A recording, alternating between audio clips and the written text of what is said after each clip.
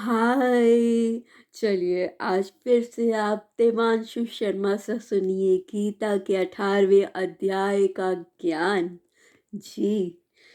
इसमें कृष्ण भगवान अर्जुन जी को जब उपदेश दे रहे हैं तो उन्होंने सबसे पहले उनको बताया कि ये जो सांख्य योग और कर्म योग का ज्ञान वो अर्जुन जी को देने जा रहे हैं, वही उपदेश उन्होंने सबसे पहले सूर्य भगवान को दिया था। तो अर्जुन जी हैरान हो जाते कि हैं, कृष्ण भगवान तो मेरे साथ इस युग में है, तो इसका मतलब आदि सूर्य के समय भगवान तब भी थे इस सृष्टि में। तो वो बहुत हैरान होते हैं ये बात जानकर। फिर उसके बाद वो बहुत ही जिज्ञासु हैं इस रहस्य को जानने के लिए अर्जुन जी। तो कृष्ण भगवान जी से वो सांख्य योग और कर्म योग के बारे में पूछते हैं। तो फिर ऐसा कहा गया है कि जो श्री कृष्ण भगवान हैं उनके एक अंश के अंदर उन्होंने पूरी सृष्टि को रखा है और वो स्थित हैं। ठीक है, कृष्ण भगवान के एक अंश के अंदर पूरी सृष्टि है जिसमें भगवान स्थित हैं। फिर उसके बाद कहा गया है कि जो दैवी संपत्ति वाले होते हैं वो प्रभु को हमेशा मानते हैं, नाम लेते हैं, गुणगान करते हैं। जो आसुरी शक्ति वाले होते हैं वो भगवान का अपमान करते हैं और भगवान को नहीं मानते। ठीक है। फिर उसके बाद श्री कृष्ण भगवान के नामों को, जैसे कि महाबाहो, केशी निषूदन, फिर ऋषिकेश, यही नाम बुलाते हुए पुकारते हुए अर्जुन भगवान ने श्री कृष्ण भगवान जी से आगे संन्यास और त्याग के बारे में ज्ञान मांगा। तो भगवान कहते हैं सन्यासी जीवन किसे कहते हैं। भगवान कहते हैं कर्ता का हर कर्म कर्ता भाव रहित होना चाहिए। मतलब कोई भी कर्म करो उसमें ये नहीं होना चाहिए कि देख ये मैंने किया तो ये ऐसे हुआ, ये तूने किया तो ये ऐसे हुआ। उसमें मतलब कर्ता भाव नहीं जताना अपना किसी का भी। उसे देख मैंने ऐसे किया तेरे लिए, कर्ता भाव नहीं जताना। कर्म कर लेकिन कर्ता रहित कर्म करना है। ठीक है। फिर कर्ता की जो बुद्धि है वो हमेशा लिप्त नहीं होनी चाहिए। यही सन्यासी का जीवन है। यानी कि एक आम इंसान भी सन्यासी बन सकता है। कैसे? वो जो भी कर्म करे कर्ता भाव रहित हो और हमेशा हमारे में बुद्धि जो है होनी चाहिए। बुद्धि कभी लिप्त ना हो। मतलब चाहे हम किसी भी हाल में है हमारी बुद्धि हमेशा हमारा साथ दे और हम बुद्धि से ही अपना जीवन को जिए। फिर उसके बाद सन्यासी का गुण कैसा होना चाहिए? जैसे कि कर्ता जो राग रहित हो और अनहदवादी हो। ठीक है। और बहुत ही धैर्यवान हो लेकिन उत्साह से पूर्ण हो। सिद्धि और असिद्धि में निर्विकार होना चाहिए। मतलब हमेशा जो है कि ज़्यादा मतलब बहुत ज़्यादा किसी भी चीज़ में इतना डीप ना हो जाए या बहुत ही कठोर ना हो जाए या बहुत ज़्यादा ही किसी चीज़ में खो ना जाए कि ये तो होनी ही चाहिए। ठीक है।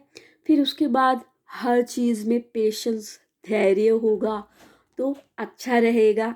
ना किसी बात का दुख होगा ना बहुत ज़्यादा खुशी होगी।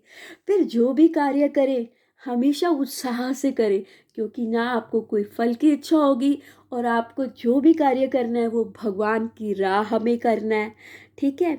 फिर उसके बाद आपको किसी चीज़ में सिद्धि मिलती है या असिद्धि मिलती है, मतलब फेम मिल गई, सिद्धि मिल गई, आपका कुछ मतलब प्रॉपरली हो गया, आपको कोई काम हो गया, सिद्धि मिल गई तो आप बहुत खुश हैं।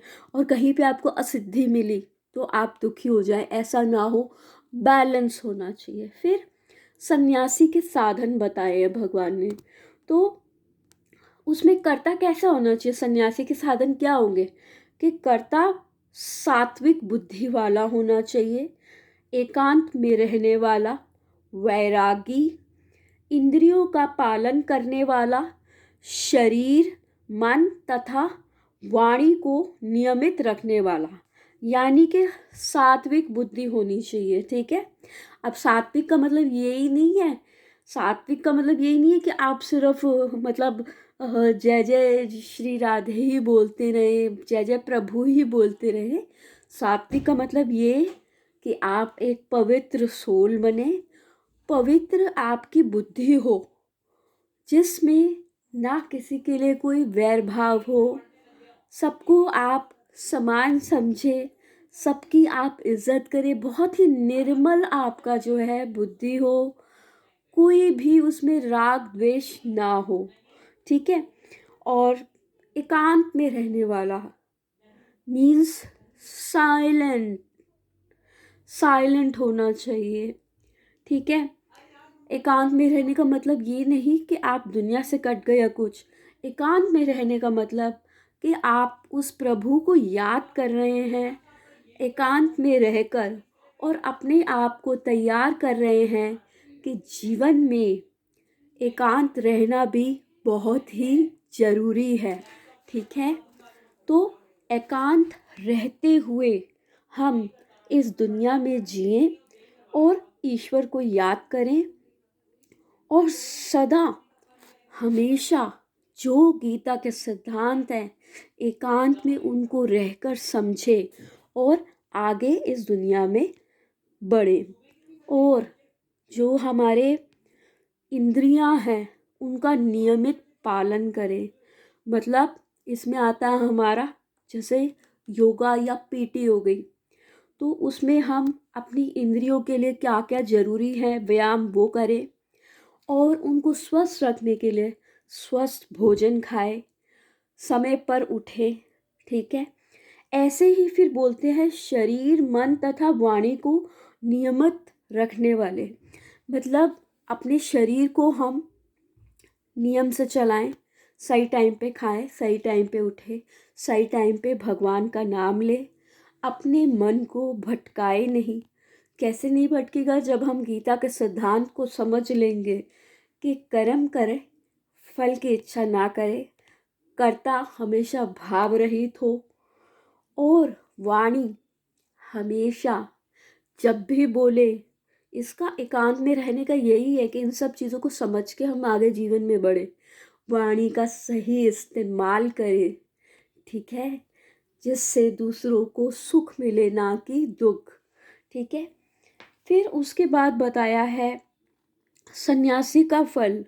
सन्यासी का फल क्या होता है कि जब वो गीता के सिद्धांतों को मानने लग जाता है, गीता के सिद्धांत के रास्ते पे चल रहा है, तो वो भगवान में प्रविष्ट हो जाता है। सारा टाइम उसका फल ही यही होता है, भगवान भगवान भगवान।